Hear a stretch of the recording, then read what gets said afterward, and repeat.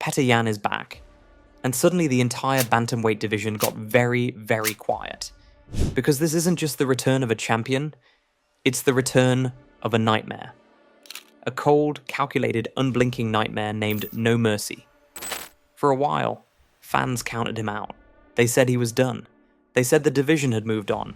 But fighters like Petr Yan don't fade away. They reload.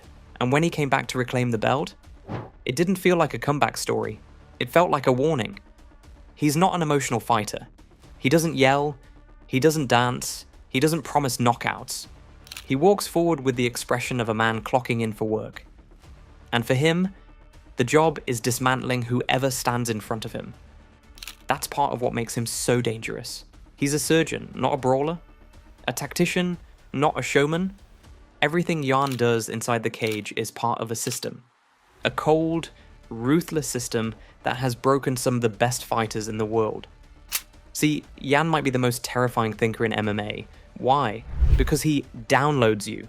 Round 1 is data collection, round 2 is adaptation, round 3, 4, and 5. That's when he becomes inevitable. You can hit him early. You can win moments. But you don't beat Petr Yan in deep water. You just survive him. And most fighters don't. If you want proof, look no further than the Jose Aldo fight. Aldo came in sharp, fast, slipping combos, ripping body shots. For a moment, it looked like the former champion was turning back the clock. But then Yan solved him. And once Yan solves you, the fight is no longer competitive. What followed wasn't a tide shift. It was a suffocation. A future Hall of Famer pushed backward, slowed down, broken under pressure that simply wouldn't stop. That fight wasn't just a win.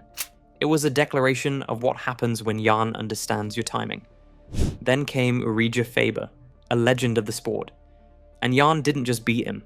He toyed with him. He stayed calm, patient, precise, slipping shots, landing counters, finding angles that weren't supposed to exist. And when the opening finally appeared, Yan delivered a head kick that sent shockwaves through the division.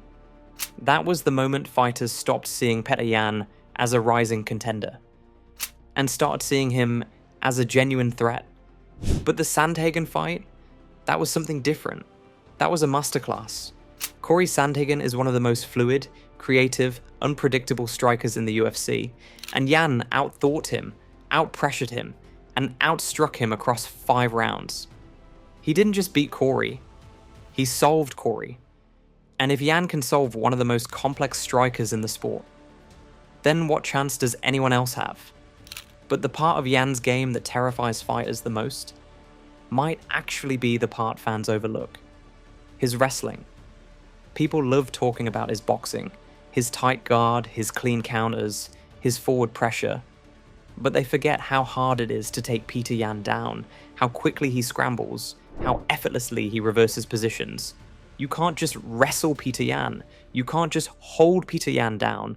The man has defensive IQ most champions would kill for.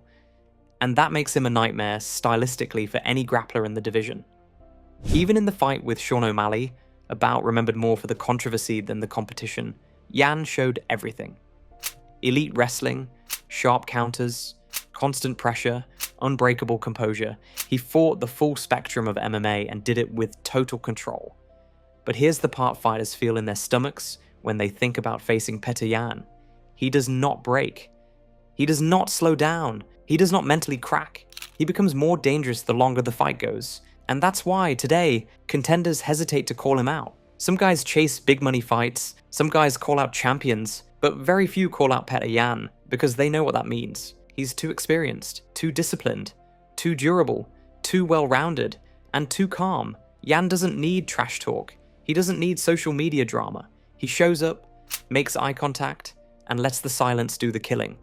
Nobody knows what he's thinking. Nobody knows what he's feeling. Nobody knows what he's planning. And fighters hate that. Fighters fear the unknown.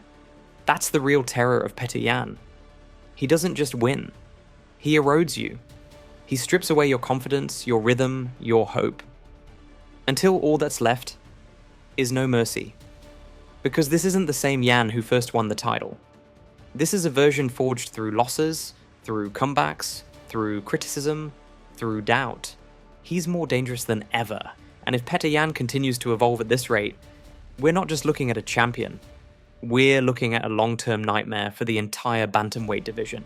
Because Petr Yan isn't just back, he's hunting, and every contender in the top 10 knows it.